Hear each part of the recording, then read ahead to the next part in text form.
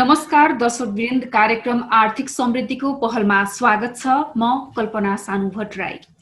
कोरोनाको सन्तास र संक्रमण बढेसँगै यति बेला संक्रमण रोक्न सरकारले बन्दाबन्दीलाई कडा बनाएको छ। कोरोना भाइरस कोभिड-19 को महामारीका कारण सुरु भएको बन्दाबन्दीका कारण दुग्ध व्यवसायमा भएको नोक्सानी, यो समयमा उत्पादित दुधले बजार पाउन सकेको छ त किसानका समस्या तथा समाधानका उपाय के हुन सक्छन् लगायतका विषयमा आज हामी छलफल गर्नेछौं। दर्शकवृन्द, हामीसँग संवादका लागि हुनुहुन्छ राष्ट्रिय दुग्ध विकास बोर्डका कार्यकारी निर्देशक डाक्टर राजेन्द्र प्रसाद यादव। त्यसैगरी हुनुहुन्छ नेपाल डेरी एसोसिएसनका महासचिव प्रहलाद दाहाल र हामीसँग कृषि विज्ञ तथा गाई व्यवसायी मदन राई हुनुहुन्छ। यहाँहरूलाई स्वागत छ कार्यक्रममा। धन्यवाद। एकदम धन्यवाद सबैलाई, नमस्कार। आज हामी विशेष गरी दुग्ध व्यवसायमा परेको असर र समस्या समाधानका उपायहरू बारे छलफल गर्नेछौं।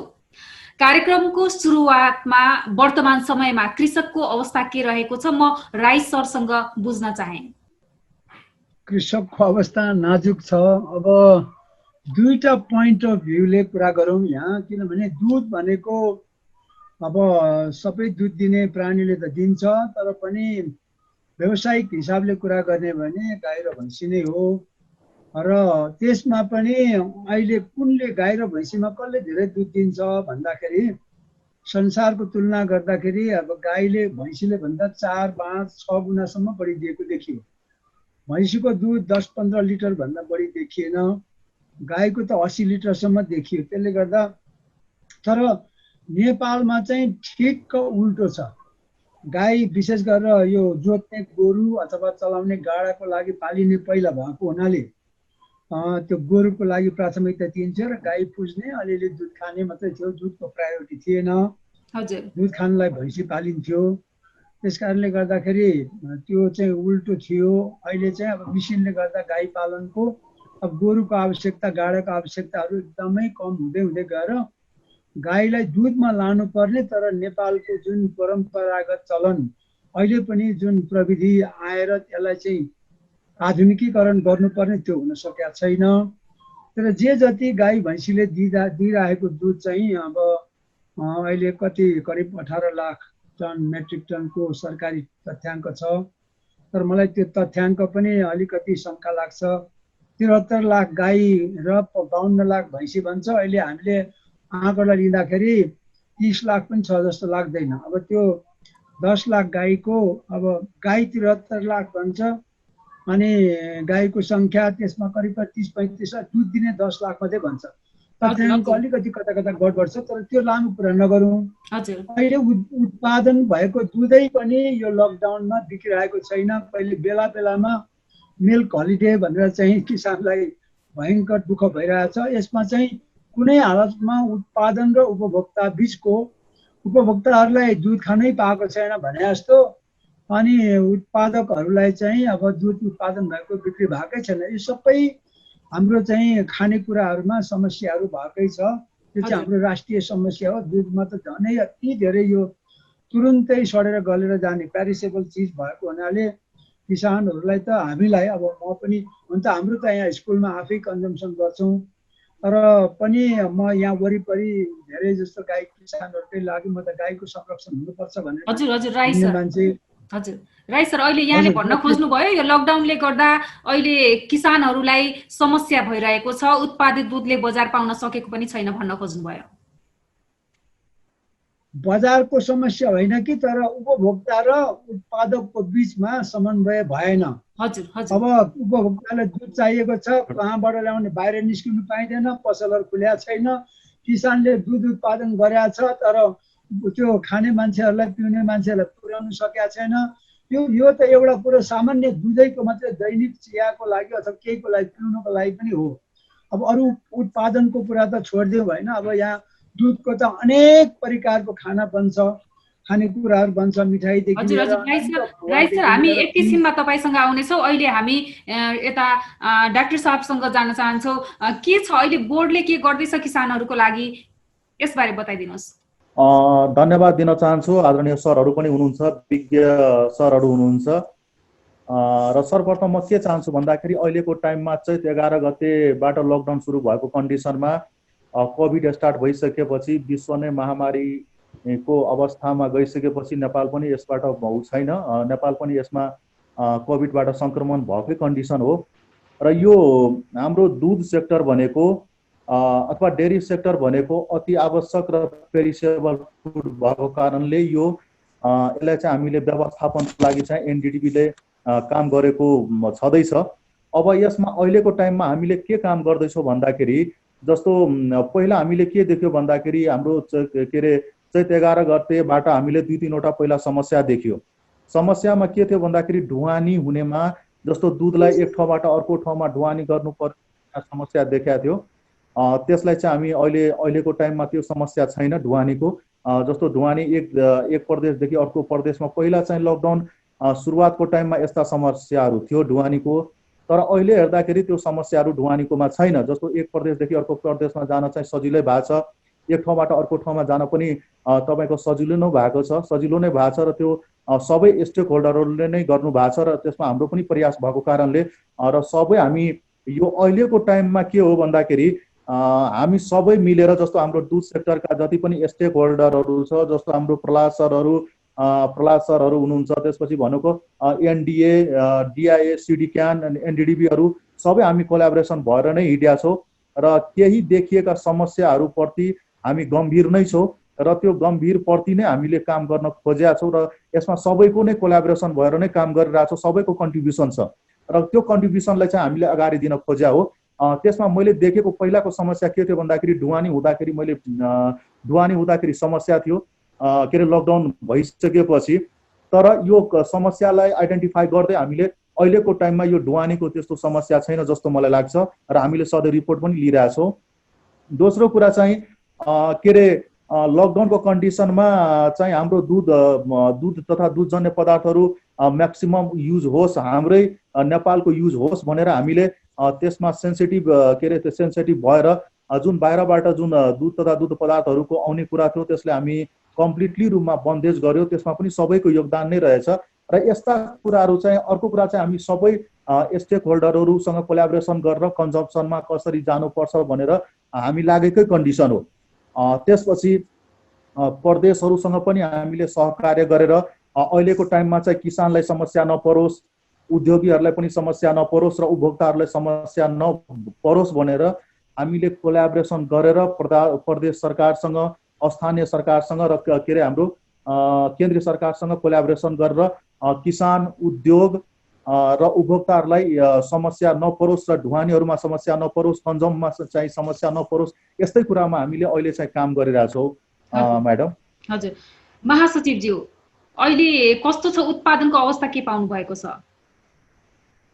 हजुर, अहिले चाहिँ के छ भने यो नेपालमा डेरी टोटल उत्पादन चाहिँ 62 लाख लिटर प्रति दिन हुन्छ हाम्रो, अनि यसमा चाहिँ 50% किसानहरूले आफैले अथवा यो बिक्री वितरण हुँदैन आफैले खपत गर्ने अहिलेसम्मको तथ्याङ्क छ भने 31 लाख लिटर चाहिँ बजारमा आउँछ। त्यो 31 लाख लिटर बजारमा आउँदाखेरि पनि 17% चाहिँ फर्मल सेक्टरमा आउँछ, लेबलिङ प्याकेजिङ भएर आउँछ भने 33% चाहिँ इन्फर्मल रूपमा बजारमा बिक्री भइरहेको अवस्था थियो हाम्रो। र अहिलेको अवस्थामा चाहिँ के छ भने हामी लगभग चाहिँ 40% बजार मात्र छ अहिले चाहिँ हाम्रो। टोटल जो चैत्र 11 गतेदेखि हालसम्म हेर्दाखेरि कहिले अलिकति सहज भएको बेला 60% पुग्यो भने अलिकति टाइट भएको बेला 30% आयो, एभरेजको बेलामा 50 हुँदाखेरि अहिले हाम्रो एग्रिगेटमा हेर्दाखेरि हामी चाहिँ 40% मार्केट हाम्रो अहिले बजारमा छ। र यसरी 40% मात्र मार्केट बजारमा हुँदाखेरि दैनिक चाहिँ अहिले डेरी सेक्टरमा चाहिँ 10 करोड रुपियाँ चाहिँ घाटा छ। र आजको दिनसम्म हामीले त्यो क्यालकुलेसन गर्दाखेरि चाहिँ करिब 20 अर्ब रुपियाँ चाहिँ लस भइसकेको छ। र यो 20 अर्ब लस चाहिँ कसलाई भएको छ भन्दा किसान र उद्योगीहरूलाई लस भएको छ सिधै। र यो लसलाई को व्यवस्थापन अब राज्यले कसरी गर्ने भन्ने कुराको एउटा बहस हुनुपर्छ। र हिजो मात्र पनि राष्ट्रिय दुग्ध विकास बोर्डले हाम्रो राजेन्द्र यादव सरको नेतृत्वमा एउटा सभापतित्वमा हिजो बैठक भएको थियो, त्यहाँ पनि छलफल भयो, प्रदेश दुग्ध विकास बोर्डले पनि गरेको छ। र अन्य मिडियाहरूले पनि इनिसिएसन लिएर बेला बेलामा सम्बन्धित निकायका हाम्रा सबै स्टेक होल्डरहरूलाई एक ठाउँमा राखेर छलफल गर्ने गरिएको छ। तर निष्कर्ष यसै गर्नुपर्छ भन्ने कुरा आएको छैन। तर राष्ट्रिय दुग्ध विकास बोर्डले पनि राष्ट्र ब्याङ्कलाई, अब मन्त्रालयलाई र सम्बन्धित अरू निकायहरूलाई पनि त्यहाँबाट यसो गर्नुपर्छ भन्ने हामी स्टक होल्डरहरूलाई एक ठाउँमा राखेर सुझावहरू दिने काममा आएको छ। तर अहिलेसम्म यसै गर्नुपर्छ, यसरी नै जाने हो भनेर हामीलाई सरकारी निकायबाट खासै राहतको प्याकेजहरू आइसकेको छैन। तर यसरी राहतको प्याकेजहरू नआउने हो भने अब के हुन्छ त भन्ने कुरा चाहिँ हामीले अब ध्यान दिनुपर्छ। अहिलेको बन्दको अवस्थामा मान्छेहरूसँग चाहिँ अब पर्चेसिङ पावर अहिले छैन, त्यसकारणले मान्छेले कम खपत गरिरहेका छन्। अब होटल, रेस्टुरेन्ट, स्कुल, कलेज सबै बन्द छ, पार्टी प्यालेसहरू, त्यसकारणले खपत कम भइरहेको छ। अब यसले गर्दा दीर्घकालीन असर चाहिँ हाम्रोमा केमा पर्छ भन्ने कुरामा चाहिँ के हो भने अब अहिले जसले पशुपालन गरेको छ, जसको दुध बिक्री भएको छैन र उहाँहरूले त्यो दुधलाई व्यवस्थापन गर्नु भएको छैन, उहाँहरूले पशुपालन गर्न छोड्नु हुनेछ पछि। र जसले उद्योग लगाइरहेको छ, अघि नै मैले भने नेपालमा प्राइभेट सेक्टरको टोटल चाहिँ 30 अर्ब लगानी हो डेरी सेक्टरमा। अब लस 20 अर्ब भइसक्यो भनेपछि अब बाँकी साँच्चै हेर्ने हो भने यो खुलिसकेपछि त 10% डेरी मात्र रहने हो कि बाँकी डेरीहरूको अवस्था के हुन्छ भन्ने अर्को एउटा शङ्कास्पद अर्को कुरा छ। र यो कुरामा बेलैमा हामीले ध्यान दिन सकिएन भने उद्योगहरू बन्द हुने र किसानहरूले पशुपालन छोड्ने र आयातित सामानमा हामी भोलि निर्भर हुनु पर्यो भने हाम्रो एकमात्र दैनिक चाहिँ जो 5 करोड रुपियाँ चाहिँ सहरबाट गाउँमा जान्थ्यो होइन, 50 लाख भन्दा बढी कृषक परिवारहरू यसमा आबद्ध हुनुहुन्छ। अहिले पनि 20 लाख भन्दा बढी मान्छेले प्रत्यक्ष रोजगार पाएको छ र 80% आत्मनिर्भर भइसकेको सेक्टर यसरी धराशाय हुने हो भने देशमा एउटा चाहिँ ठुलो जुन अब 9% चाहिँ हामीले एचडिबीमा हाम्रो यो दुग्ध क्षेत्रको योगदान छ, त्यत्रो ठुलो सेक्टर चाहिँ तहस नहस भयो भने यसले चाहिँ राज्यले ठुलो नोक्सानी बिहोर गर्नुपर्छ। त्यसकारणले हाम्रो अनुरोध के हो भने नेपाल डेरी एसोसिएसनको र मेरो व्यक्तिगत तर्फबाट यो अवस्थालाई चिरेर अब राज्यले एउटा चाहिँ कुनै एउटा राम्रो वैकल्पिक उपायहरू ल्याउने, राहतहरू ल्याउने। हुन त अब विश्वमै यसरी सङ्कटग्रस्त भएको र सबै सेक्टर तहस नहस भएको बेलामा हामीले डेरीलाई मात्र स्पेसली यसो गर्नुहोस् भन्ने कुरा भन्दा पनि अरूभन्दा अलिक फरक व्यवसाय र डाइरेक्ट किसानसँग रिलेटेड भएको व्यवसाय र दैनिक चाहिँ सहरबाट गाउँमा चाहिँ 5 करोड भन्दा बढी नगद जाने गाउँका किसानहरूको एक मात्र चाहिँ आय स्रोत भनेको दुध नै हो। र यो चाहिँ अर्को वैकल्पिक यसले चाहिँ अरू सेक्टरहरूलाई पनि यसले चाहिँ सहयोग गरिरहेको हुन्छ। जस्तै अब मल उत्पादन हुन्छ पशुपालन गर्दाखेरि, त्यसले अर्ग्यानिक खेतीमा पनि सहयोग पुग्ने हुनाले यो सबैतिरबाट लाभदायक भएको पेसालाई हामीले संरक्षण गर्न सकेनौँ भने भोलि चाहिँ देश अरू ठुलो चाहिँ आर्थिक सङ्कटमा पर्न सक्छ र यो कुरालाई बेलैमा सजग गर्नुपर्छ। र अहिलेको अवस्थामा हामीले यति धेरै ठुलो समस्या भोगेका छौँ। जस्तै अब दुध बिक्री नभएर हामीले चाहिँ गत चैत्रदेखि लकडाउन सुरु भयो, जुन चाहिँ हाम्रो फ्लस र लिन सिजन भन्ने हुन्छ, जुन चाहिँ हाम्रो त्यति बेला लिन सिजन थियो। हाम्रो चाहिँ बिक्री वितरण राम्रो हुने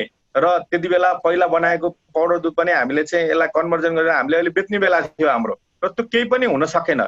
र पिक आवरमा चाहिँ हामीले बिक्री वितरण गर्न नसकिसकेपछि त्यति बेला पनि हामीले पाउडर बनाउनु पर्ने बाध्यता भयो र गएको वर्षको पाउडर पनि हामीसँग यथावत र बटर पनि यथावत। र अब फेरि पाउडर बनाउनु पर्दाखेरि हामीसँग करिब 5 अर्बको स्टक थियो र त्यसलाई केही हामीले चाहिँ प्रयोग गर्यौँ र अझ पनि 3 अर्ब जतिको चाहिँ स्टक सामानहरू हामीसँग अहिले पनि छ। र यो स्टक सामान हामीले चाहिँ राखेर हामीले किसानको पेमेन्ट हामीले गर्न सकेनौँ, हामीसँग चालु पुँजी भएन। त्यसकारणले राज्यले चाहिँ चालु पुँजीको व्यवस्था गर्नको लागि वैकल्पिक उपाय हामीले के भन्यौँ भने हामीसँग स्टक भएको जोसँग जति जे सामान स्टक छ त्यसलाई कोलेक्टर बेस मानेर हामीलाई लोन दिनु पर्यो, एउटा कुरा। अर्को कुरो चाहिँ अब राज्यले जस्तै हामीले लोन लिइरहेको छौँ, त्यो लोन चाहिँ हामीलाई तिर्नलाई ताकेता गरिरहेछ। त्यसकारणले अब मन्त्रालयले चिठी लेखेको छ, राष्ट्रिय दुग्ध विकास बोर्डले अनुरोध गरेको छ, अन्यतिरबाट भएको छ, तर कार्यान्वयनमा आएको छैन। र त्यो लोन तिर्नलाई अहिले पनि हामीलाई ब्याङ्कले के गरिरहेको छ भने लोनमाथि थप लोन गराएर त्यो पैसा हामीले चलाउन नपाउने तर त्यहाँ किस्ता तिर्ने चाहिँ वातावरण बैङ्कले गरिरहेको छ भने यसरी जाने हो भने धेरै डेरी उद्योगहरू चाहिँ पलायन हुनेछन् र धेरै किसानहरू चाहिँ पनि पलायन हुनेछन्। त्यसकारणले यो कुरालाई मध्यनजर गरेर राज्यले चाहिँ अलिकति चाँडै जति सक्दो चाँडो चाहिँ अब व्यवस्थापन गर्नु पर्यो। होइन भने हामीले किसानको अहिले पनि पेमेन्ट गर्न सकेका छैनौँ, करिब 2 महिना भन्दा बढीको अझ पनि बाँकी छ। त्यसकारणले अझ बढी बढ्दै जाने र किसानले पेमेन्ट नपाउने, हामी चाहिँ बैंक्रप्ट हुने अवस्था आउन सक्छ।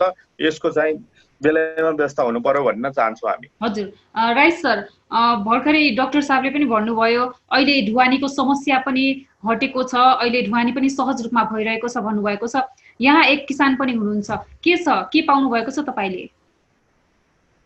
होइन, ढुवानी त अब कस्तो छ भने खाने मान्छे निस्कनु पाएन, त्यो किन्नु जानेलाई त्यो खालि बच्चाहरूलाई अथवा नभई नहुनेको लागि ल जाऊ न त भन्ने हुन्छ। जुन वास्तवमा उपभोग भनेको त के भने सरल रूपमा जति बेला पनि भयो भने त्यहाँनिर चाहिँ नै हुनुपर्ने हो नि त। अब त्यो होटेल रेस्टुरेन्टहरू अरू जुन बिक्री हुने कमर्सियली त्यो बेग्लै छ। घरमा पनि अब त्यो बच्चाहरूलाई नभई नहुनेलाई मात्रै, बुढाबुढीलाई नभई नहुने मात्रै त्यहाँ निस्किन्छ, नत्र भने सामान्य रूपमा ल दुधहरू लिएर खाउँ, केही बनाऊँ, मिठाईहरू बनाऊ अथवा केही खाउँ भने त्यो कन्जम्सनको लेभल उत्पादनबाट ढुवानी त भयो होइन, अब बजारमा पुग्यो होला, तर मलाई जहाँसम्म चाहिँ उपभोग त्यही भएर बिकेन नि त। नबिकेको हुनाले त त्यहाँ त कति कति पोखाइराखेका छौँ। अब म त हाम्रो त मैले अघि भनिहालेँ स्कुलमै खान्छौँ, तर अरूको चाहिँ हेर्दाखेरि खबर सुन्दाखेरि अब दुध नबिकेर बेहाल छ। त्यो उपभोगको चाहिँ अलिकति कम भएको हुनाले यो त हुने नै भयो।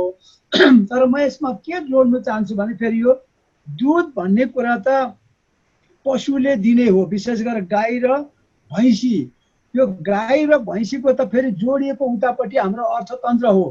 गाई अर्थतन्त्र हिजो जोडिएको चाहिँ के को लागि थियो भने जोत्ने गोरु र के भन्छ बोक्ने गाडा, यो दुईटाको लागि गाई पालिन्थ्यो पहिला। अब गाडा र गोरुको काम सकिँदै गयो, करिब करिब तराईमा त छैन, पहाडमा पनि टिलरले रिप्लेस हुँदै गयो। अब त्यो गाईको भूमिका, त्यस कारण त हाम्रो उत्पादन हेर्नुहोस् त कस्तो कम भएर गयो। अहिले तपाईँको 2 लिटर पनि छैन एभरेज गाईको उत्पादन। हाम्रो संसारको एभरेज भन्नु 10 लिटरभन्दा बढी छ, इन्डियाकै हाम्रोभन्दा बढी छ। त्यस कारणले गर्दाखेरि अब गोरुको चाहिने के अरे उपयोगिताबाट गाईको दुधमा जानुपर्ने त्यो भएन। फेरि अब गोबर यतापट्टि अर्ग्यानिक खेतीको त म त त्यसैको चाहिँ खासमा चाहिँ के भन्छ त्यो त्यसको अभियन्ता हो। त्यस कारणले गोबरको पनि उचित उपयोग गर्ने चाहिँ नि सरकारबाट यो तीनै कुरामा गोरुको काम सकिएपछि यतापट्टि दुधकोमा जानुपर्ने, गोबरकोमा जानुपर्ने, त्यता पनि गर्न सकिएन, दुधै व्यवस्थापन गर्नु सकिएको छैन भनेदेखि समस्या छ। अर्को गाईको कानुन, अब तपाईँको हाम्रो गाईको कानुन यस्तो बनाएको छ कि त्यो थाहा छैन, तर त्यहाँ मुद्दा पर्दै गयो भनेदेखि यसले तपाईँको गृहयुद्ध अनि गाई पालनमा एकदम यति रास आउँछ। कसैले गाई पाल्दैन, कुट्नु पाइँदैन, छाड्नु पाइँदैन। तपाईँको 100वटा गाई पाल्नु भयो भने 70वटालाई पाल्नुपर्छ। 33वटाको आम्दानीले 70 पाल्नुपर्छ। मासु काट्नु पाइँदैन। अहिले आँखा चिनेर कोही कोही बेचिरहेछन्, अस्ति गोली हानेर मारिदिए, दिनै पछि समातेर लाने गरेको छ। न्यू खोज्नुलाई सरकारलाई सहिलो भएको छ कानुनले। त्यस कारणले कानुनलाई पनि चेन्ज गरेन भनेदेखि तपाईँको यो गाई पाल्ने त आजको 20 वर्षमा 0, यहाँ पुज्ने गाई पनि पाइँदैन। दुधको त कुरै छोडिदिउँ न। फेरि अर्को कुरो, परम्परागत गाई पालनले गर्दाखेरि कति गाह्रो भइरहेछ। अब गाई पाल्यो, गोबर पनि राम्रोसँग काम लागेन, फुग्रे किरालाई मात्रै त्यो मल के अरे फाइदा भइरहेछ। यता दुध पनि 1 लिटर 2 लिटर भन्दा कम दिन्छ। त्यस कारणले हाम्रो जुन यो डेयरी उद्योग भनौँ न, अथवा गाई र भैँसी पालन उद्योग अथवा पशुपालन उद्योग नै यो त तपाईँको सरकारको त केही पनि छैन कि किसानहरूले स्वत स्फूर्त, उहाँ हाम्रो प्रजा सरहरूले आफै स्वत चाहिँ केही हुन्छ कि भनेर लाग्नुभयो होइन। एसोसिएसनहरू बन्यो, सबैले स्वत रूपमा निजी क्षेत्र आएको छ। सरकारको तर्फबाट जुन उचित तरिकाले नीति, यो त खानेकुरा हो नि। 9% कम्तीमा पनि अर्थतन्त्रलाई के अरे टेवा पुग्ने 20 लाखको होइन 5 लाख त के अरे कमसेकम पनि व्यवसायिक गाई पालक गर्छन्। त्यसपछि 20 लाखले काम पाइरहेको छ। यो कुरा त यति महत्त्वपूर्ण छ, यति सेक्टरमा तपाईँको गम्भीरता लिएको सरकारले देखिएन कुनै पनि। त्यस कारणले यसमा चाहिँ सबै मिलेर अब जानुपर्ने हुन्छ। त्यसै कम्प्लेन गरेर मात्रै भएन, कानुन पनि परिवर्तन हुनुपर्छ। किनभने अब यो राष्ट्रिय जनावर भएर पुग्नु पनि नपाउने, छाड्नु पनि नपाउने, काट्नु पनि नपाउने, अनि भएपछि त त्यो 1 लिटर दुधले अथवा 1.5 लिटर दुधले त गाई पालेर मात्रै कोही बस्दैन, पाल्नु सक्दैन। अनि 70% त जम्मै के भयो अनप्रोडक्टिभ हुन्छ भनौँ न। 100वटा गाई पाल्यो भने 70% त अब पहर हुन्छ, बुढी गाई हुन्छ, थारी गाई हुन्छ। त्यो के गर्ने? त्यो पाल्नलाई सरकारले के अनुदान दिनु पर्यो? होइन भने त्यसको व्यवस्थापन गर्न दिनु पर्यो। मलले मात्रै त हुँदैन, तीनटा कुरा जरुरी जोडेर लानुपर्छ। के अरे उता जोत्ने काम थियो त्यो सकियो, अब कमसेकम दुध र मलबाट मात्रै भए पनि फाइदा लिने हुनु पर्यो, मासुबाट हुनुपर्ने। मुख्य कुरा त संसारले डेरी फार्ममा किन के अरे उनीहरूले फाइदा उठाइरहेछ भने मासु खान पाइन्छ। अब हाम्रो त माता भनेर चाहिँ खानु नपाउने व्यवस्था गर्दाखेरि त अब यो कसरी हुन्छ के हुन्छ। म त्यसमा धर्मको विरोधी, म विरोधी त होइन कि समर्थक पनि होइन, तर यहाँ कता कता मिलिरहेको छैन कुरो। मुख्य कुरो चाहिँ यहाँ भोलि गएर यो इमान्दारपूर्वक गाई पाल्नेहरूले बहरहरू दिँदै मारेको अथवा छाडेको, अनि किन छाड्यो भने त्यो चाहिँ दिनैपछि कानुन लाग्दै थुन्दै गयो। कानुनी हिसाबले गयो भने गाई पालन 10 वर्षभित्रै सकिन्छ, नत्र भने 20 वर्षमा त एउटा गाई पनि हुँदैन। अघि उहाँ प्रहलाद सरले भन्नुभयो नि, पशुपालन नै अब गर्दैनन्, फाइदा नभएपछि कसले गर्ने। त्यस कारणले गर्दाखेरि यो एकदमै खतरनाक अवस्थामा पुगेको छ। यसमा चाहिँ अब सबैले, नेपालीले, सरकारले बुझेर चाहिँ यसलाई सुधार गर्नुपर्ने बेला आएको छ। हजुर डाक्टर साहब, मैले यता राई सरले राख्नु भएको समस्याहरू, अहिले गाई पाल्ने किसानहरूलाई भइरहेका समस्याहरू, त्यसलाई सहजता दिने सुविधाहरू पनि भनिएको छ। सरकारले विभिन्न किसिमका योजनाहरू पनि ल्याउँछ, ती सबै किन कार्यान्वयन हुन सक्दैनन्? यस विषयमा यहाँले के भन्नुहुन्छ? उहाँहरूले एकदम रियली अहिले भएका घटनाहरू र रियल कुराहरू नै बोल्नु भएको छ। हाम्रो झन् प्रहलाद सरले धेरै कुरा तथ्याङ्क पनि बताउनु भएको छ। त्यसैले म पनि अलिकति यसमा जोड्न खोजेको र यसबाट कसरी यसबाट कसरी हामी राम्रो हुन सक्छौँ र हामी यसबाट चाहिँ के अरे प्लान हुनु पर्दैन। त्यसपछि कस्तो छ भन्दाखेरि हाम्रो कृषि तथा पशुपन्छी मन्त्रालयको तपाईँले डाटा के अरे हेर्नुभयो भने कृषि तथा पशुपन्छी मन्त्रालयको तपाईँको जिडिपीको कन्ट्रिब्युसन भनेको 30 देखि 32% सम्म हेर्नुहुन्छ तपाईँले कृषि तथा पशुपन्छी मन्त्रालयको। त्यो मध्ये हामी चाहिँ पशुपन्छीको मात्रै कुरा गर्यो भने सबभन्दा ठुलो सेक्टर भनेको डेरी नै सेक्टर हो। जम्मा पशुपन्छीको सेक्टरको कन्ट्रिब्युसन भनेको 12% हुँदो रहेछ। त्यो 12% मा 9% जिडिपी भनेको डेरी सेक्टर नै हो। हाम्रो प्रहलाद सरले पनि भन्नुभएको छ। त्यसपछि कम्तीमा 5 लाख भन्दा मान्छेहरू चाहिँ यसमा इम्प्लोइमेन्ट छ डेरी सेक्टरमा। बजारबाट गाउँघरमा जाने पैसा भनेको पनि डेरी सेक्टर नै हो। कम्तीमा मलाई लाग्छ 30 मिलियन भन्दा धेरै पैसाहरू चाहिँ के अरे तपाईँको बजारदेखि गाउँमा जाने कुरा हुन्छ, जसको कारणले दुवै ब्यालेन्समा आउँछ बजार र गाउँ। अब हामीले अहिलेको टाइममा चाहिँ सबभन्दा ठुलो समस्या के आइदियो भन्दा यो कोभिड आइसकेपछि यो कुनै के तपाईँको नेचुरली नै बन्द हुने कुरा भयो। कोभिड आइसकेपछि कुनै यस्तो होइन कि कसैले चाहिँ चाहेर गरेको होइन। जस्तो मिल्क बिक्री हुने ठाउँ भनेको प्राय जसो हाम्रो के बेकरी नै हो, होटल नै हो, रेस्टुरेन्ट हो, कलेज हो, स्कुल हो, यो सबै क्षेत्रहरू बन्द भएको कारणले हामीले देखेका असरहरू यहीहरू नै हो। जस्तो मार्केटिङ जुन हुनु पर्यो त्यसमा चाहिँ गिरावट आएकै छ, तर गिरावट सबै कुरामा आएको छ। त्यसमा पनि हाम्रो मैले पहिला नै भनिसकेको छु, यो दूध भनेको एकदम सेन्सिटिभ, अति आवश्यक र पेरिसेबल फुड भएको कारणले धेरै दिनसम्म यसलाई हामी राख्न सक्दैनौँ। जस्तो मैले के भन्दैछु भन्दाखेरि जस्तो कृषि तथा पशुपन्छी मन्त्रालयको तपाईँले मैले एउटा डाटा दिँदैछु, त्यसपछि म यो बिस्तारै गरौँला, तपाईँले यसलाई मिलाउनु होला। कृषि हाम्रो प्रहलाद सरले पनि यो कुरा भनिसक्नु भएको छ कि कृषि तथा पशुपन्छी मन्त्रालयको तपाईँले कन्ट्रिब्युसन हेर्नुभयो भने नेपालको सबभन्दा ठुलो कन्ट्रिब्युसन भनेकै हाम्रो एग्रिकल्चर सेक्टरको हो। त्यो भनेको भने 30% देखि तपाईँको 35% सम्म जिडिपीमा कन्ट्रिब्युसन हुँदैछ। त्यो मध्ये कृषि तथा पशुपन्छीतिरको कुरा गर्नुभयो भने सबभन्दा धेरै के अरे पशुपन्छीले चाहिँ पशुपन्छीको भनौँ न 12% चाहिँ कन्ट्रिब्युसन छ नेपालमा। त्यो मध्ये सबभन्दा ठुलो सेक्टर भनेको डेरी सेक्टर नै हो र त्यो डेरी सेक्टरले 9% जिडिपीमा कन्ट्रिब्युसन गर्दैछ हाम्रो देशमा। भनेको यसले नै के थाहा हुन्छ भन्दाखेरि नेपालको सबभन्दा ठुलो सेक्टर मध्ये एउटा डेरी सेक्टर पनि हो म्याडम। अर्को कुरा के भन्दाखेरि जस्तो अहिलेकै टाइममा कोभिड आइसकेपछि के अरे कोभिड-19 आइसकेपछि मान्छेको चाहिँ तपाईँको जब कतिको गइसकेको छैन। त्यसैले यो डेरी सेक्टर हेर्दाखेरि 5 लाख भन्दा धेरै मान्छेहरू चाहिँ यसमा इन्भल्भ नै छ हेर्नु डेरी सेक्टरमा। र सबभन्दा इम्पोर्टेन्ट कुरा के हो भन्दाखेरि बजारबाट गाउँमा जाने के तपाईँको क्यास फ्लो जुन हुन्छ, पैसाको फ्लो हुन्छ, त्यो सेक्टर भनेको पनि डेरी सेक्टर नै हो। र मलाई लाग्छ 30 मिलियन भन्दा धेरै क्यास फ्लो चाहिँ तपाईँको के अरे वर्षौनी हाम्रो बजारदेखि गाउँमा एउटा फलोअप हुने डेरी सेक्टर नै हो। त्यसैले गाउँ र के अरे तपाईँको बजारको एउटा ब्यालेन्स फर्म चाहिँ मिलाउने सेक्टर पनि डेरी सेक्टर नै हो।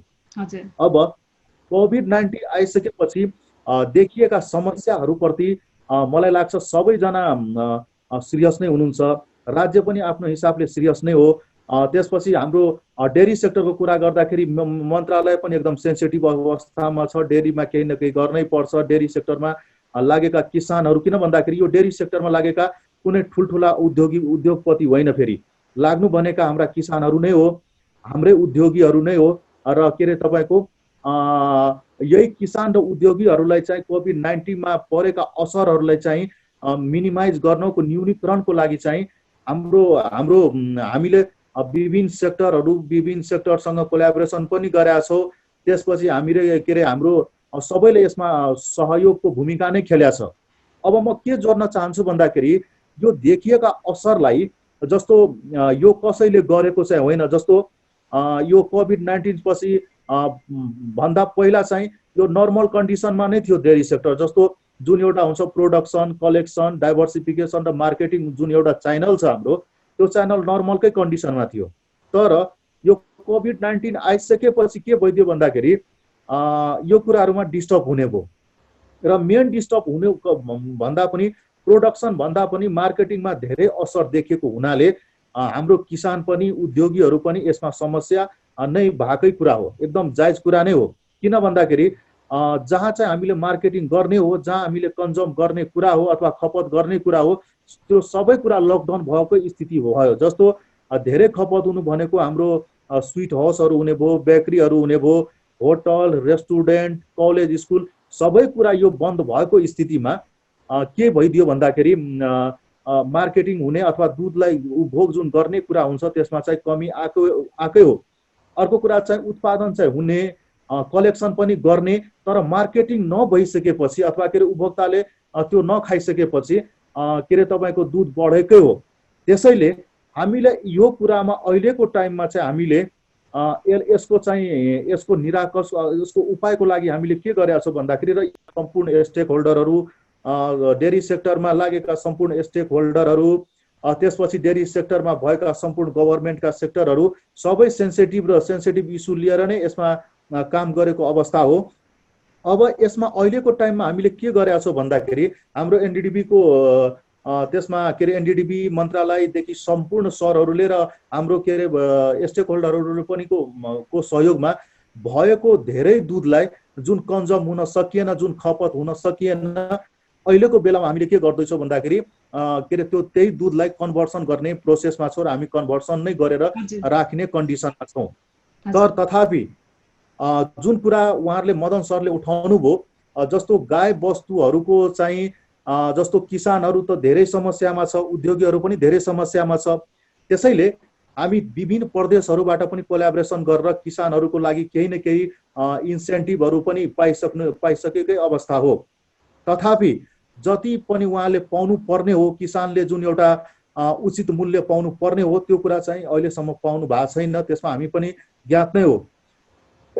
तसर्थ हामी के भन्न चाहन्छौँ भन्दा यो मिडियाबाट कुनै पनि किसान चाहिँ प्लान हुनु हुँदैन र बिना किसानको चाहिँ यो डेरी सेक्टर पनि चल्न सक्दैन, देश पनि चल्न सक्दैन। त्यसैले किसानहरूलाई चाहिँ मर्का पर्नु पर्दैन भन्ने कुरामा चाहिँ मन्त्रालय पनि एकदम सेन्सिटिभ हुन्छ।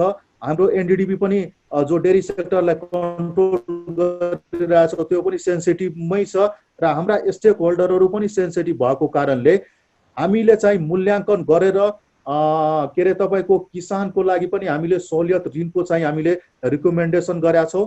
त्यसपछि उद्योगीहरूको लागि पनि हामीले सर्टेन तपाईँको लोनको, सफ्ट लोनको पनि हामीले रिकमेन्डेसन गरेका छौँ। त्यसपछि बिजुलीको चाहिँ जुन इन्डस्ट्रिजहरूमा बिजुली खपत हुन्छ त्यसका लागि चाहिँ कम्तीमा 50% छुट गर्नुपर्छ भनेर पनि हाम्रो रिकमेन्डेसन हो र यसमा मलाई लाग्छ छलफल पनि भइसकेको कन्डिसन नै हो। तर फेरि यो रिजल्ट किन देखाउन सकिएन भने अहिलेको टाइममा चाहिँ बुझ्दाखेरि लकडाउन पटक पटक भइराखेकै कन्डिसन भएको कारणले एउटा एक्चुअल डाटा आउन सकेका छैन। हस् सरहरू, नमस्ते। आज हामीले कार्यक्रममा दुग्ध क्षेत्रको अवस्था, सरकारबाट भइरहेका प्रयासहरूबारे जानकारी दिएका छौं। दर्शकवृन्द, हामीले कार्यक्रम मार्फत तपाईहरूलाई अर्थतन्त्रका विभिन्न क्षेत्रको अवस्थाबारे जानकारी दिँदै आएका छौं। हेर्दै रहनुहोला business plus television, business plus, business first. नमस्ते।